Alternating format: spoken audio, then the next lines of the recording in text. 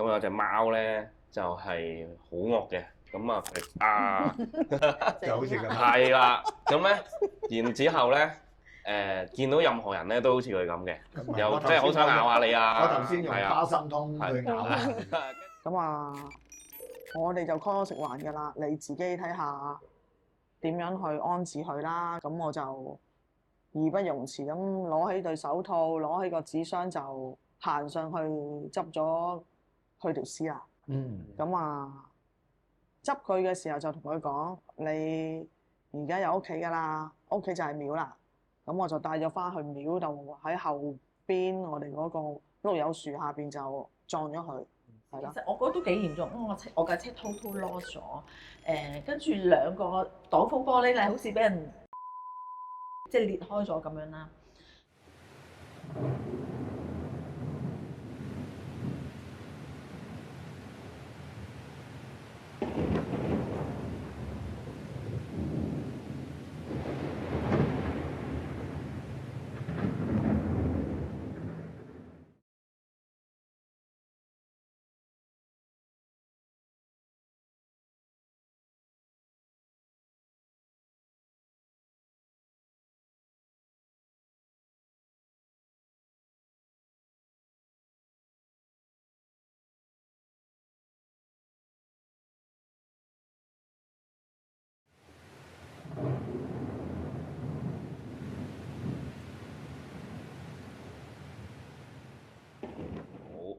咁有隻貓咧就係好惡嘅，咁啊就好似咁。係啦，咁咧然之後咧見到任何人咧都好似佢咁嘅，又即係好想咬下你啊！我頭先用花生通去咬啊！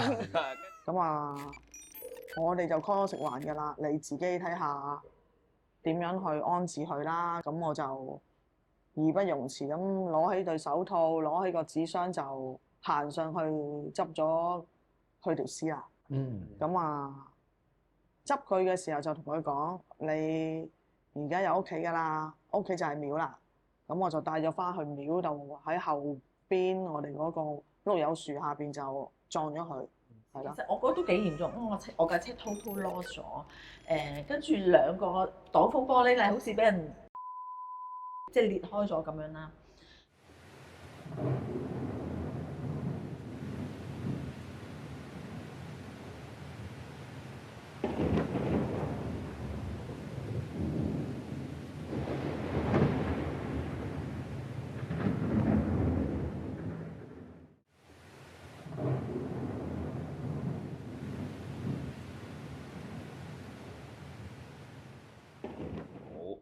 咁有隻貓咧就係好惡嘅，咁啊就好似咁。係啦，咁咧然之後咧見到任何人咧都好似佢咁嘅，又即係好想咬下你啊！我頭先用花生通去咬啊！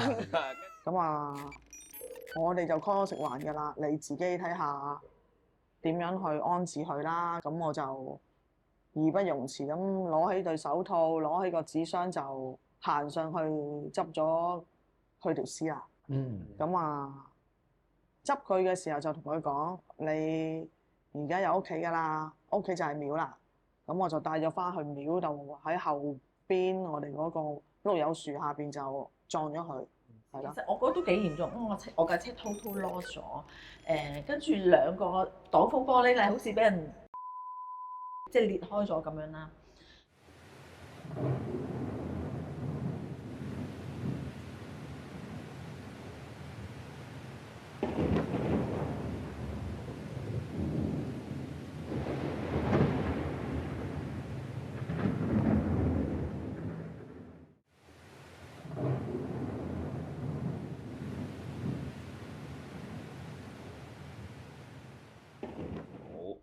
咁有隻貓咧就係好惡嘅，咁啊就好似咁。係啦，咁咧然之後咧見到任何人咧都好似佢咁嘅，又即係好想咬下你啊！我頭先用花生通去咬啊！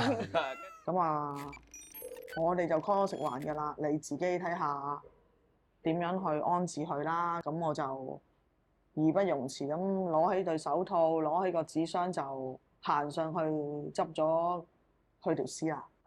咁啊，執佢嘅時候就同佢講：你而家有屋企㗎啦，屋企就係廟啦。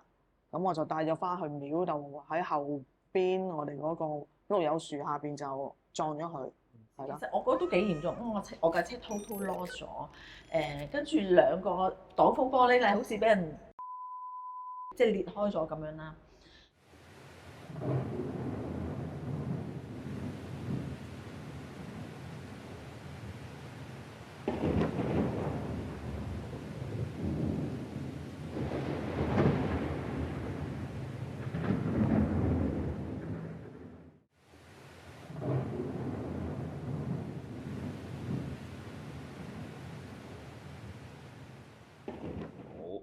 咁有隻貓咧就係好惡嘅，咁啊就好似咁。係啦，咁咧然之後咧見到任何人咧都好似佢咁嘅，又即係好想咬下你啊！我頭先用花生通去咬啊！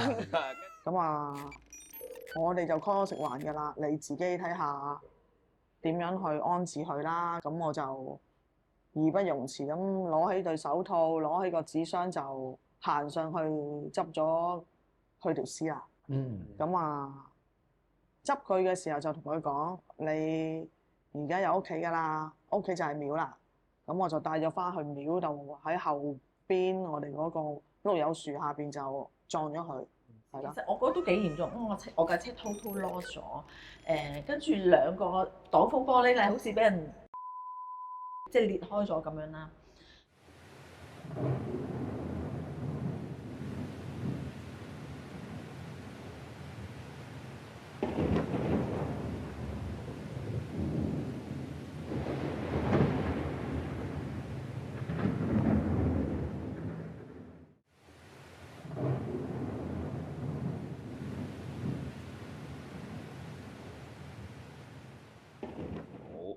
咁有隻貓咧就係好惡嘅，咁啊就好似咁。係啦，咁咧然之後咧見到任何人咧都好似佢咁嘅，又即係好想咬下你啊！我頭先用花生通去咬啊！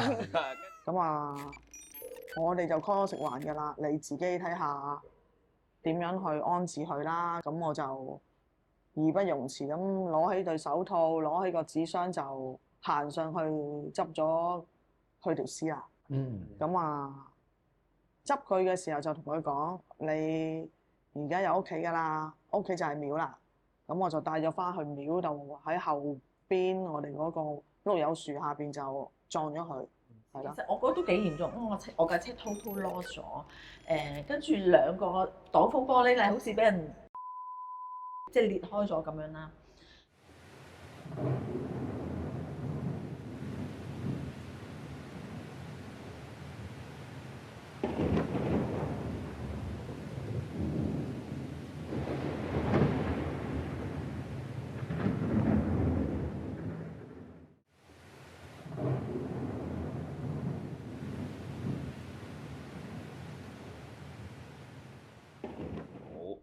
咁有隻貓咧就係好惡嘅，咁啊就好似咁。係啦，咁咧然之後咧見到任何人咧都好似佢咁嘅，又即係好想咬下你啊！我頭先用花生通去咬啊！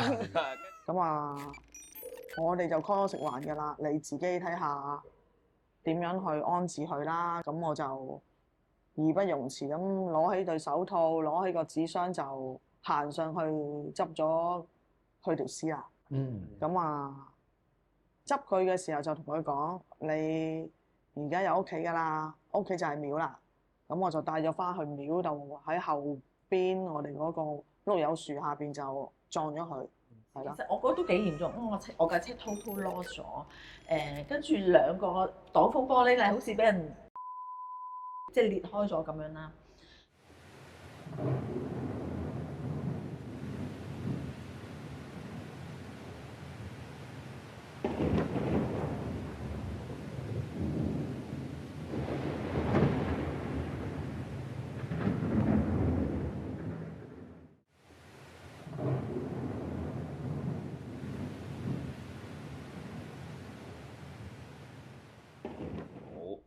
咁有隻貓咧就係好惡嘅，咁啊就好似咁。係啦，咁咧然之後咧見到任何人咧都好似佢咁嘅，又即係好想咬下你啊！我頭先用花生通去咬啊。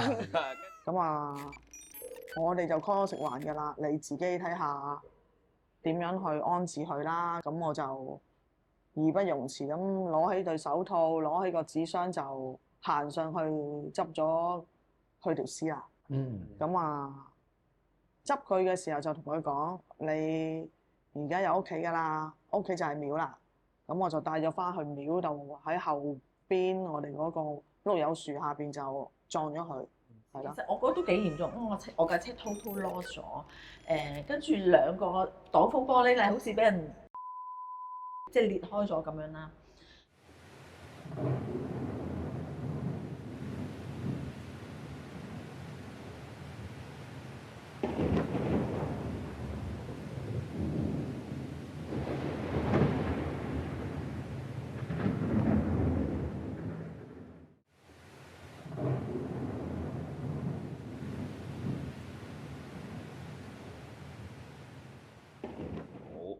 咁有隻貓咧就係好惡嘅，咁啊就好似咁。係啦，咁咧然之後咧見到任何人咧都好似佢咁嘅，又即係好想咬下你啊！我頭先用花生通去咬啊。咁啊，我哋就 call 食環㗎啦，你自己睇下點樣去安置佢啦。咁我就義不容辭咁攞起對手套，攞起個紙箱就行上去執咗佢條屍啦。咁啊，執佢嘅時候就同佢講：你而家有屋企㗎啦，屋企就係廟啦。咁我就帶咗翻去廟度，喺後邊我哋嗰個碌柚樹下邊就撞咗佢。其實我覺得都幾嚴重，因為我架車 total loss 咗，跟住兩個擋風玻璃咧，好似俾人即係裂開咗咁樣啦。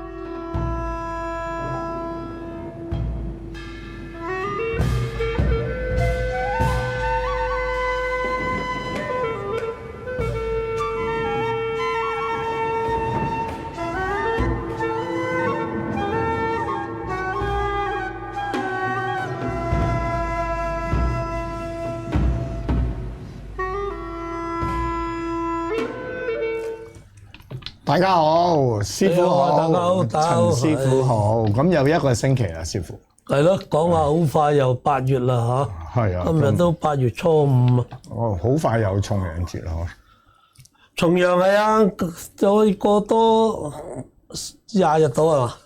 係咁上下。15日係咯。廿零日啦。廿零日啦。嚇。咁啊，重陽節又到一個所謂叫做斗姆元軍誕啊，係嘛？咁咧就香港冇咁熱鬧啊。如果講緊台灣啊、馬來西亞、泰國啊、布吉嗰啲咧，就非常非常之熱鬧啦。因為9月初1打後到嗰個9月初10，係。佢哋俗稱係叫九皇爺誕。如果泰國就有啲係斗姆元軍誕，或者斗姆元軍係呢個九皇爺嘅阿媽係嘛？有9個仔啊，掌管住呢個係咪掌管住呢個所謂太歲嘅斗姆元軍係咪？係太歲之母啊，亦都係。太歲之母係咯，咁樣。咁啊，斗姆係喺道教嚟講都係一個好大嘅神靈啦。好大神靈。佢亦都係代表好多神靈嘅媽媽，所以有斗姆啊。哦。咁中國傳統都着重嘅。咁啊，佢個相就好似千手觀音咁，千手觀音似啦嚇。咁當然佢唔係完全同千手觀音一樣。咁師傅我講開啦，咁即係九皇誕係嘛？你講九皇爺誕，我哋俗稱就啊9個皇爺啊嘛嚇。咁係喺香港就唔算普及啊。香港唔知係咪所謂啲有關方面啊，未必會配合啊，因為佢哋喺呢個泰國，你話台灣啊、馬來西亞嗰邊我都冇去過，我淨係去泰國布吉島咁多年都係。咁有啲唔睇慣就講嗰啲血腥就好犀利嘅，因為篤啲嘢篤到成塊面啊、開晒又有啊，揾啲飛機大炮穿嗰個嘴又有啊，有初好早期啊，就戒咗條脷出嚟放喺個碟嗰度又有啊，好多呢啲咁嘅不可思議啦，都話。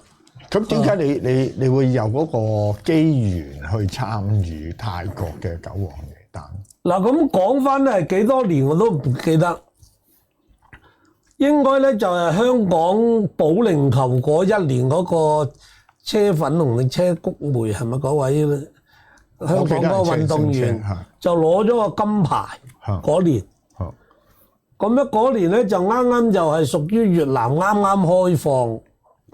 咁咧，我哋咧就過越南嘅，過越南嗰時咧就要喺香港咧就簽證咧就要等14日。咁咧我就有個朋友同我哋講：喂，唔使㗎，去到曼谷泰國曼谷呢頭簽證嗰頭入㗎。咁我哋就相信咗呢個朋友，咁啊同一個朋友就飛咗過去曼谷。去到曼谷一簽證，原來同香港一樣，商務簽證就即簽即走，香港都係。如果我哋啲旅遊簽證咧，亦都係等14日。咁啊大鑊啦，飛咗去曼谷喎。咁我哋又點搞？喺曼谷10幾日都唔知做乜。係。咁啊啱啱我哋有個潛水嘅朋友，咁我哋80幾年就去潛水。咁啊喺布吉嗰邊潛水，佢一去嗰個潛水咧就愛上咗布吉啦。咁咧就喺布吉咧買咗一棟樓唔知3層4層高嘅，咁就喺嗰度搞咗間卡拉 OK， 咁啊喺嗰度做咗喺度咯。咁我哋諗啊，仲有咁多日，不如飛上去布吉揾佢啦，係嘛？咁上去嗰度有食有住先啦，咁諗下叔叔，咁咪上去咯。咁上到去唔知第2日，咁我朋友知我係拜神，我話你仲要拜神啦，自己行出嚟行下，好熱鬧嘅，不過小心炮仗炸親就得㗎啦咁。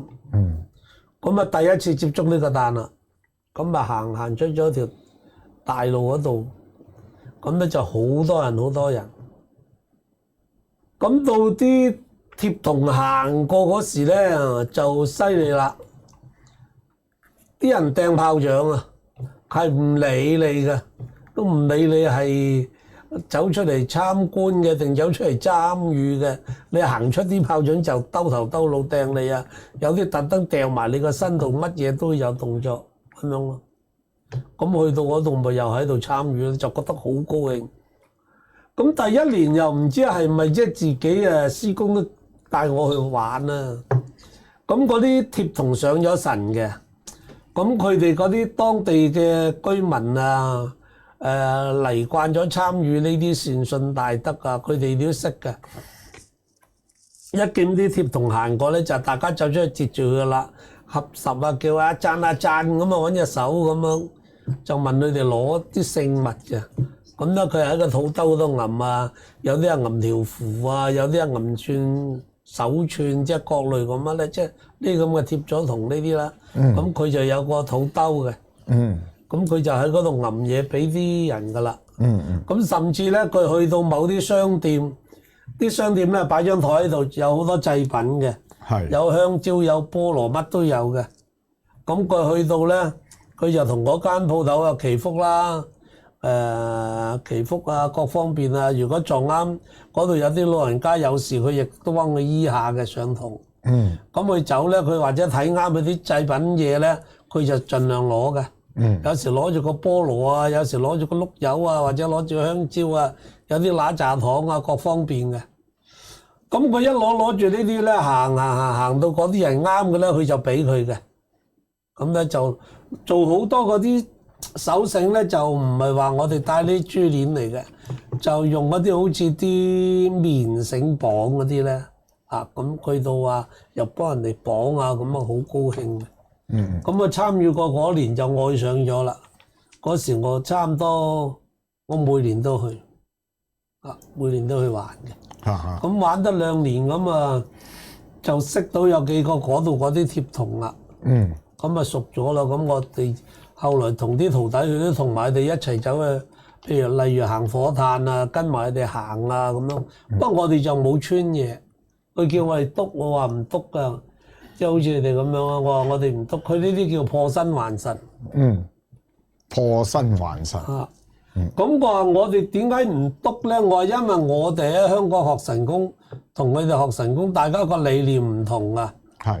我哋喺香港學神功咧，就係話希望我哋個肉身唔破㗎，頂刀頂槍啊，飛來橫禍我哋都要頂得到啊。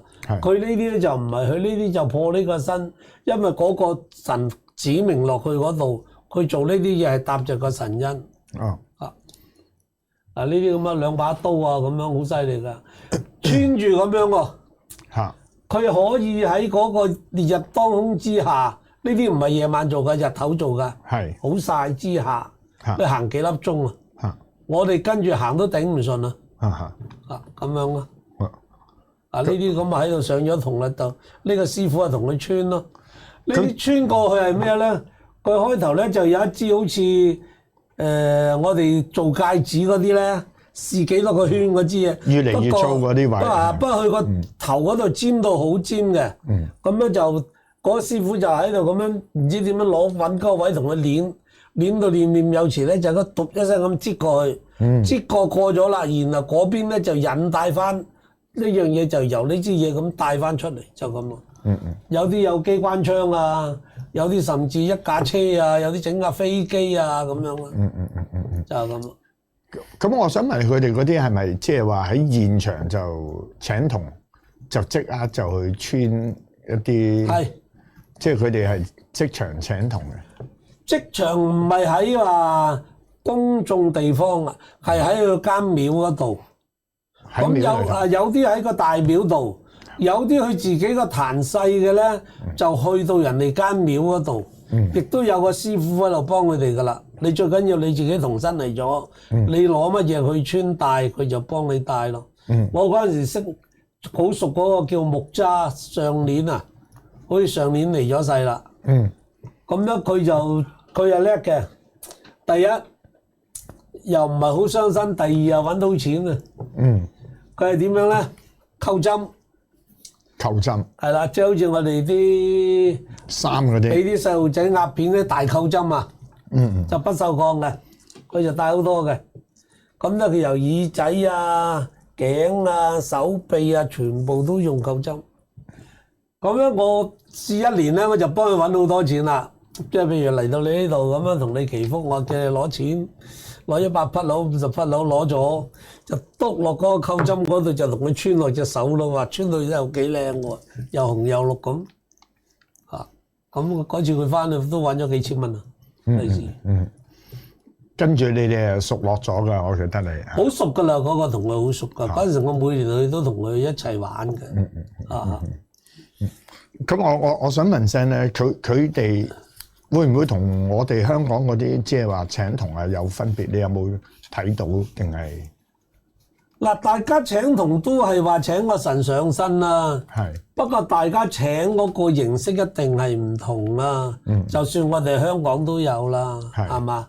即係有茅山啊嗰啲師兄咧，佢就叫做求銅。係。係嘛？佢7日1管牙嘅，佢要求幾多管先話求銅身嘅。咁我哋內行就講，我哋又叫企銅，我哋係企喺度請神落嚟㗎。茅山好多都跪喺度啊，甚至都五體投地咁仆喺度求會落嚟嘅。咁樣我哋就有一種叫做師傅教，就叫引銅啦。咁即係我今日未有咩正式銅身，我預備學人想求銅身啦。咁我第一個理念就係話，我想齊天大聖落嚟我身嗰度係咪？求齊天大聖。咁我自己就會一個冥想齊天大聖嘅形狀啊、個形態啊、佢所行啊、佢嘅動作啊咁。咁一到我哋入到神嗰時咧，就可能咧就會喺我哋前邊啦出現齊天大聖啦。佢嘅動態係點，我哋咪跟佢點咯咁樣。就我哋只係香港咧，我哋就會話比較靜啲嘅。因為要聽住師傅吹同嗰個咒啊，或者自己好靜心喺度念嗰個咒啊咁樣咯。咁茅山嗰邊就都嘈少少，不都冇咁嘈嘅。佢哋呢邊球童咧就唔係嘅，佢哋要打鑼打鼓引佢嚟嘅。嗯，打嗰個即係都差唔多叫3聲撞7聲咁啊，咚咚咚咚咚咚咚咚咚咚咚咚係咁一路嘅，一個鼓一個鑼一路響住嘅，咚咚咚咚咚咚咚咚咚咚咚咚咚咚咚下佢哋好慣嘅。初嚟嗰時就戇居居咁坐喺度嘅啫。嚇！咁咧就有啲護童嗰啲弟子啦，即係喺側邊咁啦。係。即係你睇到着白衫嗰啲護住佢嚟嘅。嚇！佢坐喺度嘅咁啊，喺度聽音樂，聽下你等下，咁就嚟佢就撲埋張台度噶啦。嚇！一撲埋張台，第一同佢着衫啊、剩啊，佢喺度搞震啊，着完衫啊，咁啊跟住同佢穿嘢啊咁啊，穿完咁啊出去行啊。啊呢啲咁啊喺廟嗰度起童啦。係啊。啊。咁起完個童啦，咁佢遊到去邊間廟嗰度咧，就會呢度應該唔係火堆嚟㗎，呢度佢哋燒咗佢哋嗰啲祭品嗰啲大金銀啊，各方面嘅啫。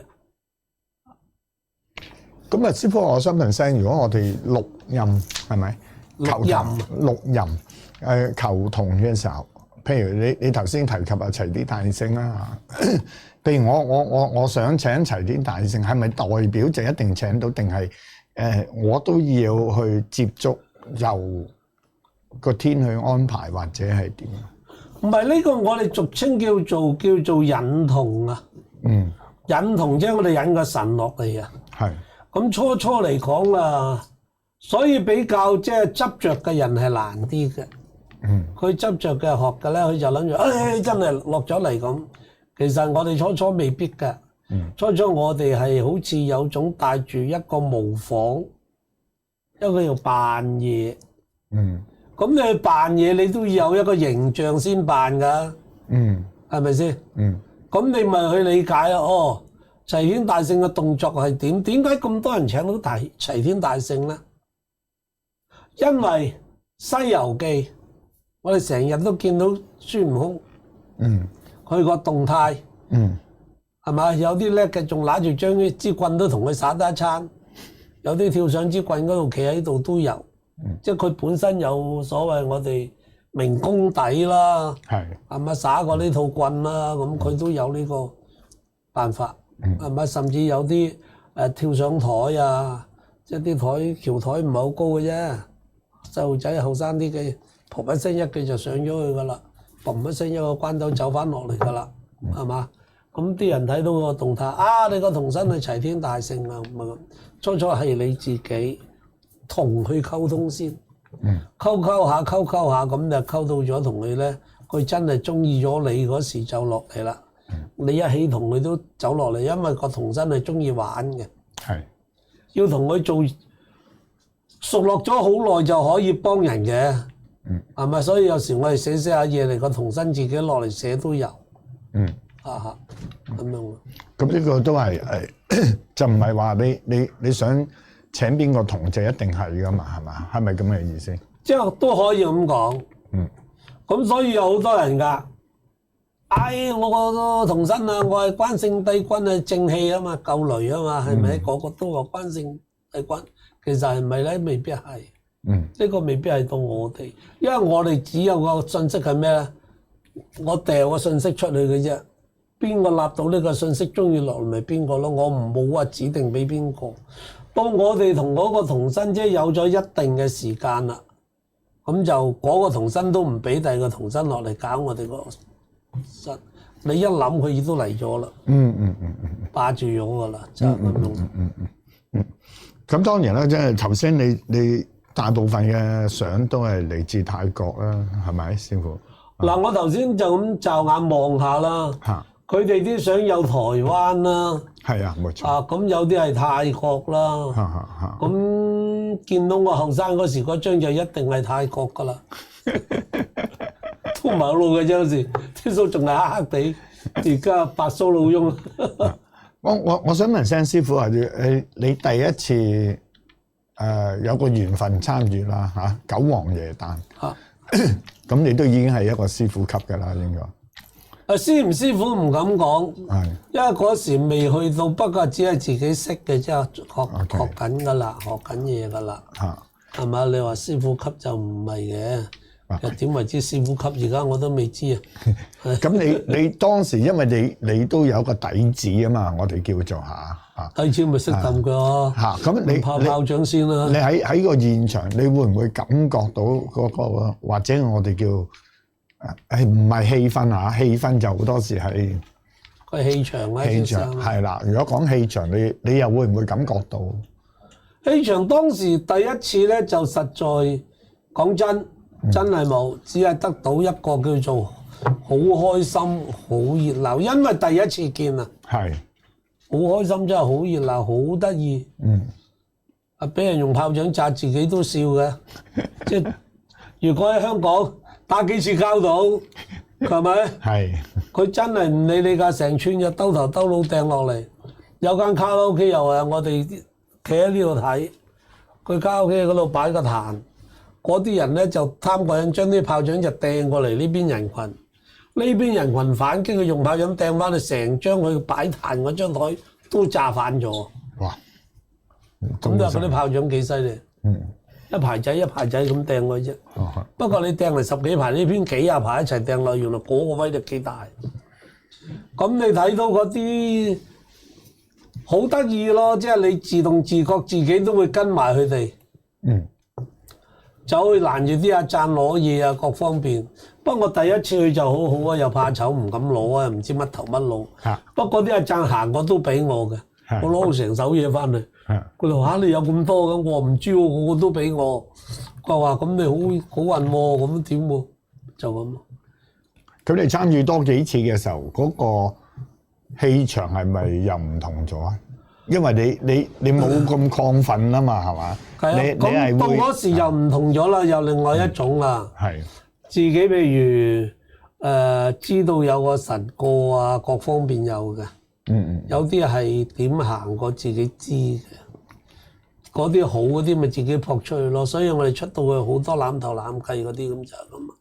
不過一攬你就要有心理預備啦，好多嘢招呼你嘅，你唔好黐佢哋，一黐佢哋就特別多嘢招呼你嘅，唔係空間嘢，係陽間嘢。嗰啲炮仗啊，個個都炸你嘅，就咁啊。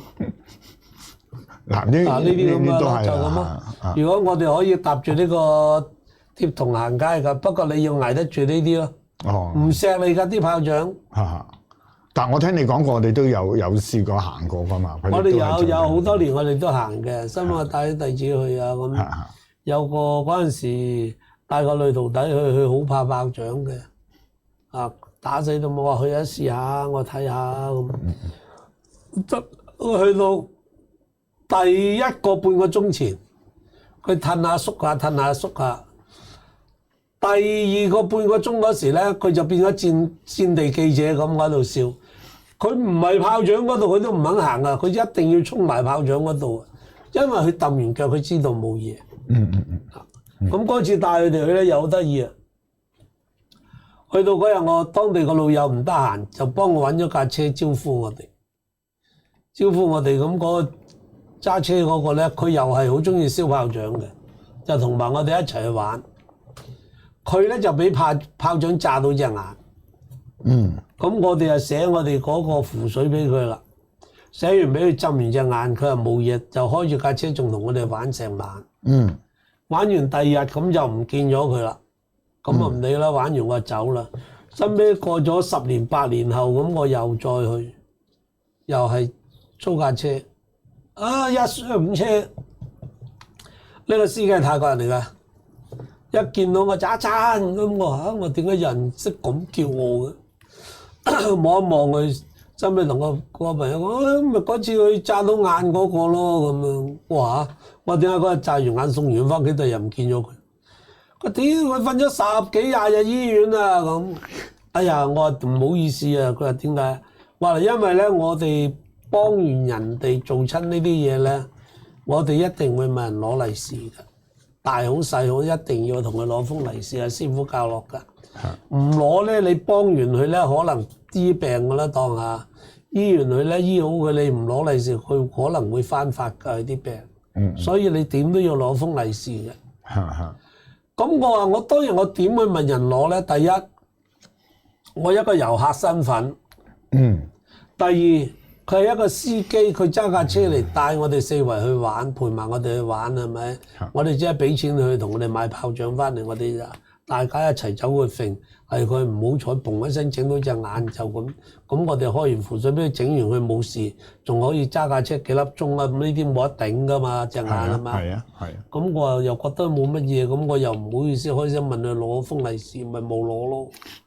咁我咪揾我朋友講翻俾佢聽啦，佢即刻就封咗360匹利是俾我，就咁笑啊！我咁冇嘢。其實有好多時有啲嘢即係冇辦法去解釋啊，即係。所以有時即係教落嚟，我哋都要記得咯。師傅講落嚟嘅嘢，即係我哋幫完人，唔好1蚊好2毫好，你都問佢攞封利是。係利是試下隨喜利是啦，即係你唔係幫咗佢之前講落話要乜嘢，就唔好到時講個咩價俾人啦。係冇講嘅就叫佢隨喜都要封。係因為佢真係要破財，我哋真係得人錢財替人消災。係嘛？咁所以佢唔跌嘅，佢冇破財，佢未必擋到災。佢就會走翻轉頭。就係咁啊！師傅教就係咁啊嚇。咁我都深信無疑啊。因為點都係有利是收嘛，係嘛？咁喺泰國咧，佢哋嘅九皇誕咧，由朝到晚噶嘛，據我所知。嗱，有幾 part 嘅。9月初1嗰日咧，就會一早咧。就出去嗰個布吉嗰度一個叫18顯，18顯咧就喺個海灘嚟嘅，咁就喺海灘咧就好熱鬧嘅設壇。點解喺個設壇咧？就請啲九皇爺就喺個海請上嚟嘅，咁啊各有各廟啊，咁請咗自己個九皇爺翻嚟咧，就跟住就翻廟，翻廟咧就開始咧就升起個九眼燈啦，九皇爺燈啦，咁升起佢。就一支竹竿啊，一條咁樣咧，就九眼燈咁一扯上去上邊，咁就請咗九皇爺誕翻嚟啦第一日，咁啊翻嚟又誦下經文啊各方面啦，咁咧就到啲大館同細館大家啦，今日啱啊，你有個八仙係咪？大家啊各演其才啦，大館嘅有錢嘅人多嘅，佢係出多啲貼銅，篤啲架撐又多啲品種。大刀有，關刀有，劍有，甚至迫擊炮有 AK 都有嘅，都係穿得就穿噶啦。咁細館嗰啲就細啲啦，少啲啦，或者10零個啊咁樣。大館嗰啲講緊100幾十人嘅，出呢一隊人咁樣一路去，咁就由譬如喺呢間館出，一路行，跟住布吉嗰啲路咧一路去嘅，就有佢哋當地嘅警察啊、交通啊。同你主持嘅，同埋佢哋嗰啲居民咧，亦都好協助呢啲嘅。一見呢啲神行咧，佢哋揸車都停嘅，甚至咧揸下車，嗰個貼銅一指住你架車一截咧，佢哋就停一停，佢跳上車頭，佢就跟住個貼銅，你去邊佢就去邊噶啦。車到佢出嘅，唔會揸型嘅。就咁樣咯。咁行晒嗰段路3個鐘頭到啦。由朝頭早行到晏晝3點啦，咁就一路去啦。咁有啲咧就夜啲咁去到做完啦，咁就開始咧就佢哋話就一個叫做拜老友賽啦。拜老友賽咧，即係我哋香港，我哋早輪做嗰啲啦，拜啲十方好友、十方亡靈啊，流落嚟嘅孤魂野鬼啊嗰啲咯，佢哋又叫十方好友賽，即係拜呢啲啦。咁就燒嘢俾佢各方面啊咁，再嚟一日咧就一個祈福大會啦。咁就佢哋間廟嘅邊間廟，不過都係得2間，一間吹水，一間叫做白喵，呢2間啊就有嘅。咁咧就會有佢哋嗰啲叫做比較年紀大啲嘅、德高望重啲嘅師傅級，咁就整定2個大印啦。咁咧，你哋行過咁啊，行過咧，佢就喺你背脊好似豬咁啦，咩打個印就出得欄嘅，砰打完咁啊行，砰呢度咁啊兩個㗎，通常都一紅一白啊，或者乜一紅一黑啊咁樣吸完。咁另外有啲咧就有3位師傅咧就揸筆嘅，就同你喺額頭寫嘢啊，即係同你祈福又好，驅趕乜嘢都好咯。咁佢哋就有呢做啦，就佢哋好接受呢啲嘅，排隊排得好犀利嘅。咁好啦，咁啊再去到我諗初6、7到啦，而家講到咁啊有啲又展示行刀梯啊。有啲就會喺嗰個18顯嗰個大海灘切火路啊、跑火炭啊咁樣。哇！師傅，如果咁你咁講，佢即係話九皇爺誕係足上1個禮拜咁滯嘅咯。9日，甚至9日。OK。一定去到初9凌晨，即係初10凌晨就靜止啦。咁突然間成個布吉咧一個好嘈嘅地方，突然間就變咗一個好寧靜嘅地方啦。兩個世界咁。9日都係由朝到晚定係點？都佢不斷有呢啲節目俾你睇。因為咧我哋去嗰時咧，而家有冇多到就唔知啦。我記得就有18間館口。係。因為點解我記得咧？因為我去嗰海灘叫18顯。係。咁我就問咗佢哋，喂，大約有幾多？咁18間啦，足大細夾埋有18間館出去做呢啲嘢。咁不過我哋去到睇又好似唔止喎。喺個海嗰度睇到好多嗰啲，即係個頂橋啊！佢哋好多托住佢哋啲神，有啲係托住頂橋啊咁出去噶嘛。出到去咧，譬如我供奉齊天大聖，唔係佢哪吒咁啊，哪吒3太子，佢哋個尊喺廟供奉嘅，咁佢揾張橋，嗰班貼童咧，唔係嗰啲抬橋嗰啲就好犀利嘅。真係乜嘢炮炸都唔怕嘅，就托住支嗰條橋。咁一啲人咧就揾啲竹咁捲住啲炮仗，就揼住嗰個神像就喺嗰度炸佢嘅，砰砰砰砰。咁呢啲托住嗰啲咧就咁托住行咯，咁炸佢啊！有時佢哋又攞嚟炸啲人啊，我哋企側邊佢又嚟炸我哋啊，咁樣。聽你嘅形容咪好似台灣廟出會啊，係嘛？我冇記錯應該。好多時台灣佢哋嗰啲主神都會係啊，即係一樣啦，其實一樣啦。我哋香港都我記得類似有㗎，係咪啊？香港有，不過香港政府唔俾你咁樣做㗎。係啊，但係細細地都有㗎嘛，天后誕啊定成嗰啲舞，你咪得個舞下師啊，點多炷香都唔得。咪而家係越嚟越多要求嘅，咁即係嗰陣時都話肯俾個球場你做下呢啲神功啊，神功你噶嘛，而家邊俾你做啊？唔俾你做。冇啦，我都記得真係好細個。嗰時秀茂坪啦，係嗰個而家係咪38座嗰度有個球場噶嘛？定係記得做嗰個球場啦？咁啊，慈雲山啦，慈雲山嗰度又有個球場啦，有神功戲演嘅。嗰陣時呢度嗰個犀利啲，呢個行刀梯啊、跑火炭啊，喺油鑊嗰度扭油鑊抹身啊，各方便啊，係咪？咁啊，身尾有位人士咪佢唔得嘅，不過佢諗到一種方法，佢自己走去身尾又俾人篤爆咗啦。咁呢位師傅都好慘。因為我記得細個嘅時候都有嘅，我哋叫做盂蘭節啦嚇，比較係集中喺盂蘭節啦，好多神功戲啦。因為嗰時嗰個師傅喺秀茂坪呢個啊，應該係齊天大聖啦，係咪？佢寫好多青灰衣人㗎，佢就係打爛啲碗啊，拉開條脷啊，攞住嗰啲脷嘅血寫符俾啲善信㗎嘛。咁嗰啲我哋又叫行陰符啦，叫做嚇。呢啲係屬於陰符。即係我哋師傅講就係咁。其實講開廟都有陰廟嚇，師傅。其實拜神梗有嘅，陰陽實有嘅，有陽必有陰，有陰必有陽，係嘛？所以老人家講咩啊？孤陰不長啊，咩係嘛？咁解啫嘛，點會行埋一邊㗎？有日頭一定有夜晚，有夜晚係咪一定有日頭啫？咁解咯。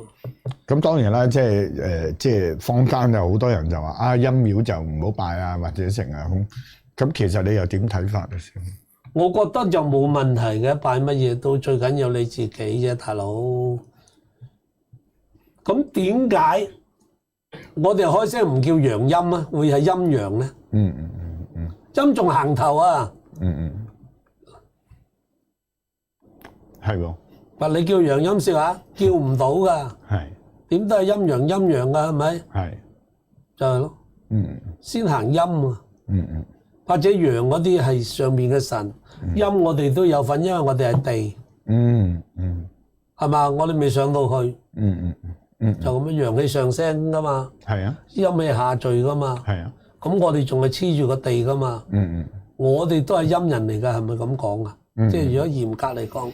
咁點解我哋要修為？我哋而家要去所謂盡量修好自己個品行各方面，就希望在自己有生之日，將自己體內嘅陰氣盡量減低，減到低嘅真係涅槃好，其樂歸仙好，係咪？一除低呢件衫，我冇乜陰氣嘅，砰一聲啲陽氣咪升咗上天咯，係嘛？如果陰氣重嘅聚咗落下邊，喺下邊。坐監啦，當仲要坐耐啲啦，個程序耐咗啦，係。你坐2個月嘅陰氣走晒啦，你陽氣啦，咁啊你咪升仙咯，係咪？如果你陰氣重嘅坐3-5年嘅，你咪下邊踎3年先去咯。咁所以我哋到呢個環節咁，我哋咪盡量自己行正路啲，希望將自己可以而家開始。將自己盡量將啲唔好嘅嘢排斥佢，做翻啲好啲嘅嘢，可唔可以抵上去？抵償到就最好咯，抵償唔到都唔會加重佢啦。係，即係咁解咯。係嘛？係。所以我話我哋學法唔係乜嘢㗎，學到嘅嘢，我哋撞到嘅嘢，我哋幫得人咪幫咯，咁咪做翻啲功德啦，即係咁講啊。啊，咁所以佛家講得好好啦。放下屠刀立地成佛，哪怕你今日係殺人嘅咩人，江洋大盜都好，抌低把刀，你喺呢度修，你都可以成佛。咁你要將你自己嘅戾氣、濁氣啊、陰氣趕走佢。咁你咪清氣咯，係咪？清氣咪上天咯。即係我諗係咁嘅意思啊。當然啦，即係每一個人嘅理解都各有不同，但係大致上都係一樣嘅啫。都係最緊要就係向善啊嘛！阿師傅你自己成日都講啦，係嘛？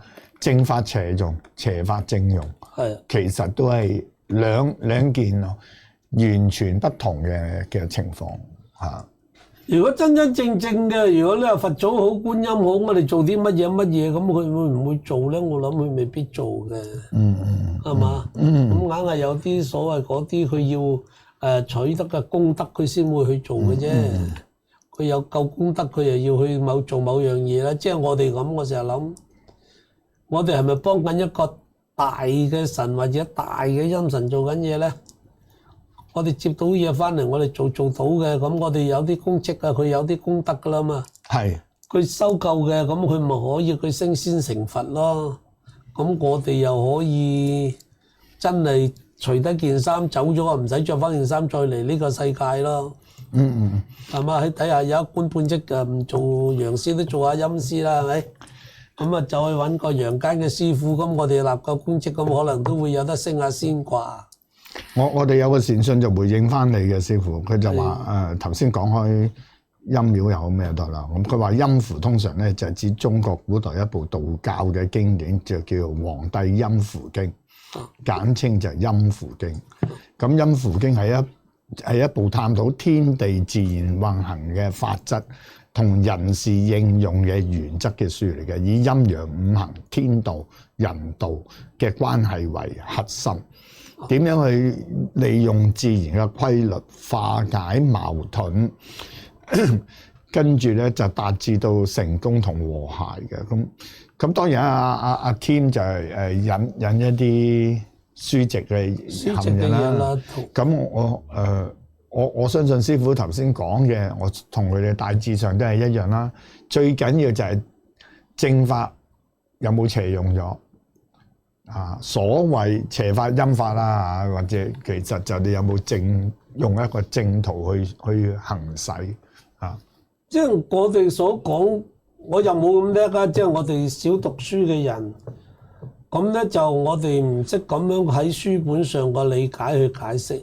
只不過我哋學神功嘅人講陰符就唔係講緊呢一樣嘢，係講緊我哋叫地神底下嘅神，佢行呢一樣嘢，所以要用我哋嘅血啊各方面去做咁樣嘛。如果我哋行上神嘅符，我哋就寫律就寫符，一用到我哋嗰啲即係好似有啲師兄要戒利啊咁落嚟寫咧，我哋俗稱嘅叫陰符就行緊下符戒。咁有啲所謂叫做五鬼運財啊，甚至呢個和合呢啲啊，都係行緊下法。我哋叫去呢啲，我哋都俗稱叫陰，就係咁，唔係你頭先所講嗰個五行制法嗰種咯。即係兩種嘢嚟㗎咯。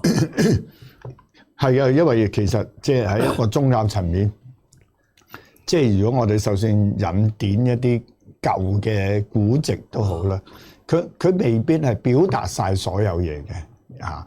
咁因為其實作為一個宗教有時我哋所謂行法又好，或者我哋去協助善信都好，都用好多方法啊，又唔會係單一個方法啊。咁就一定嘅，你就算我哋用我哋本門佢擺咗嘢俾陰神騷擾，落條五雷符或者行條咩符俾佢，係咪？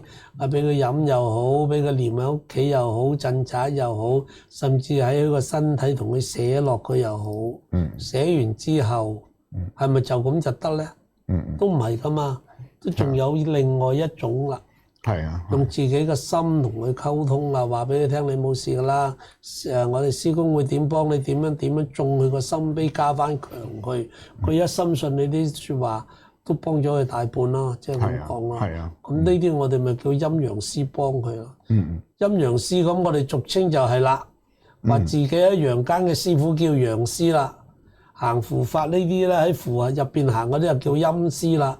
咁啊叫陰陽師幫緊呢個人啊，咁啊大家你各方嘅方法辦法都係法一種咯。啱啊，添聽，所以咩事都係事在人為，同埋睇你用喺邊一方面啊。嚴格嚟講就冇話分正邪嘅，有正必有邪，有邪必有正，唔會獨立喺度㗎，冇獨立㗎。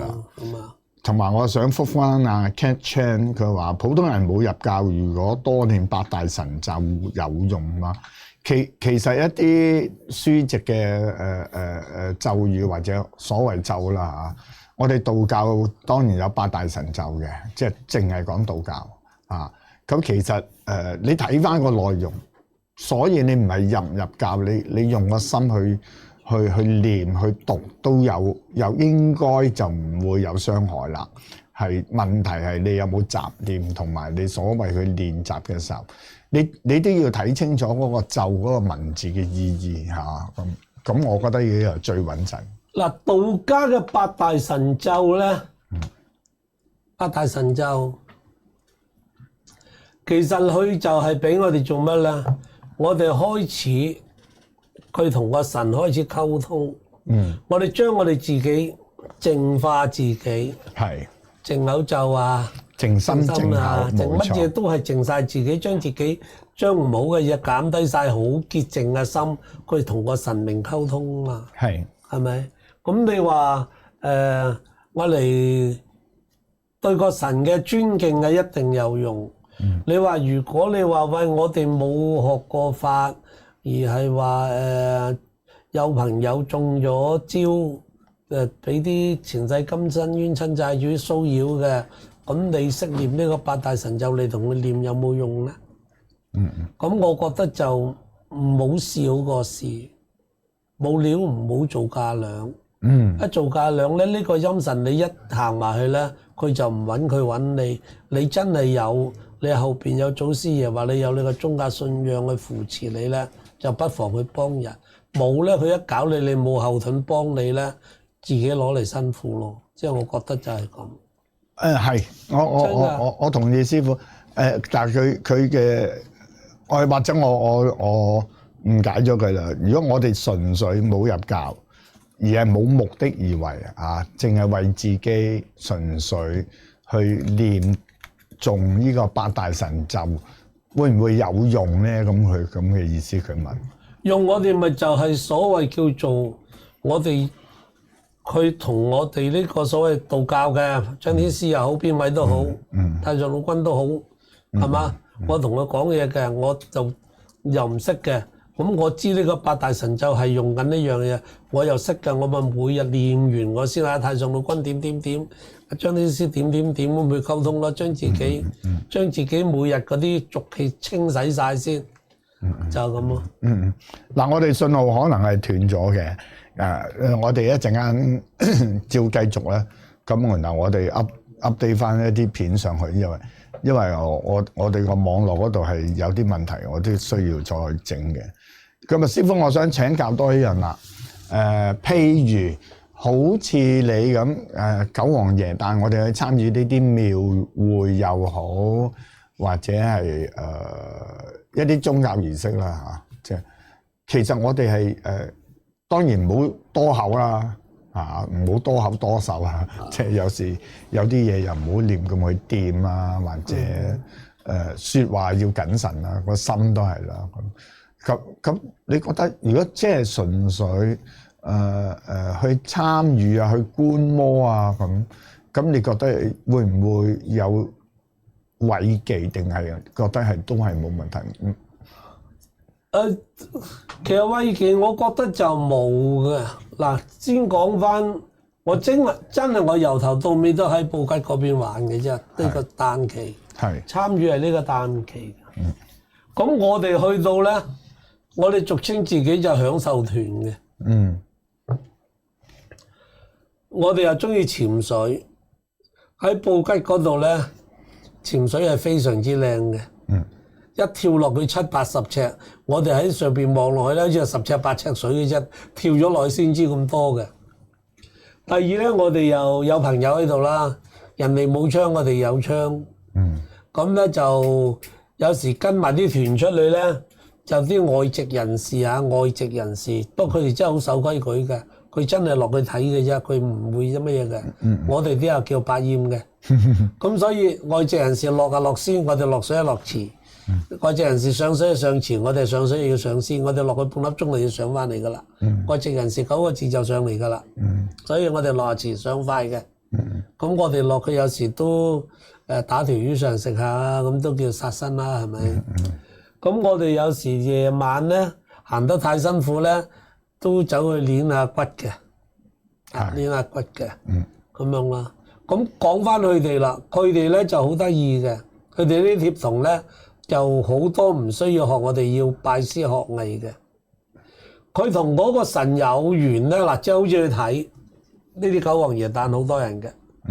突然間啲神經過覺得啊，你係啦咁，佢就捉住你噶啦，捉住你會乜嘢咧？唔係講古仔嘅，真事嚟嘅。咁你會病得係好犀利嘅，病到你即係差唔多叫醫又醫唔到，都唔知點搞嘅時間咧，個神明就會話俾你聽啦。我係邊間廟邊個神明，咁樣我要你出年咧就做我個童身，做個貼童，我要上你度，要點樣咁樣。咁如果你咩咧，你走去個間廟拜神拜我就得噶啦，咁佢就冇嘢噶啦。咁一到咧就到譬如9月初1就係啦，咁佢哋7月幾咁就會走去嗰間廟嗰度報名噶啦我今年嚟呢度，我參與呢個貼童點咁，個廟問杯一問到就得噶啦。咁就要睇你個本人啦。你個本人係比較即係多拗教嘢嘅，話守唔到清規嘅，佢就會召你入呢間廟嗰度住噶啦。呢1個月齋戒沐浴各方面啦，男女關係全部都斷晒，同埋你係唔可以食肉㗎，全部都係食齋嘅。咁樣我哋去先可以做到呢啲。咁我哋又唔係啦，我哋去到我哋又食肉啊，又去揼骨啦，冇搞震嗰啲純粹係揼骨，不過都係男女性掂到咁樣嘅意思啦嚇。甚至乎潛水打魚啦、殺生啦，殺生啦咁樣，我哋都係咁啊。咁所以我哋去到收尾熟咧，嗰啲貼童好得意。大概我哋有行過3、2次，行嗰條火路。佢哋要經過咁多先行得。佢話帶我哋去行，我哋入企副腳，一去到揼腳咁請咗師公，我哋就行過去。咁點解我成日同你哋講話啲貼童上咗童身，佢都係清晰嘅咧？嗱，佢呢啲咁樣唔係個童身，你打乜嘢麻醉針、止痛藥，你都止痛唔到咁多。係，佢由朝行到晚，烈日當空，我哋曬到燶晒啲皮，係咪？係。嗰啲腳哇，辣到隻腳同行火炭冇分別啦，我覺得就都係咁去行。佢哋去到咁嘅環境，佢哋跑完童都仲喺度貪天望地咁嘅。一見到我哋咧就清晰嘅，點話清晰咧？識我啲梗係捉起我哋攞我哋隻腳板睇有冇起水泡嘅。嚇！又冇話衰咁啊！我話你衰啊，我衰啊！即係話好嘢咁啊嘛！即係所以我話啲貼童佢上咗童都係有佢自己一個清晰嘅地帶嘅，就係咁樣咯。咁佢哋見到我哋咁樣，咪覺得佢就我哋好似好犀利咁咯。不過佢哋就冇學，我哋就真係下個功夫就喺度學過，咁啊就分別係呢一樣嘢咯。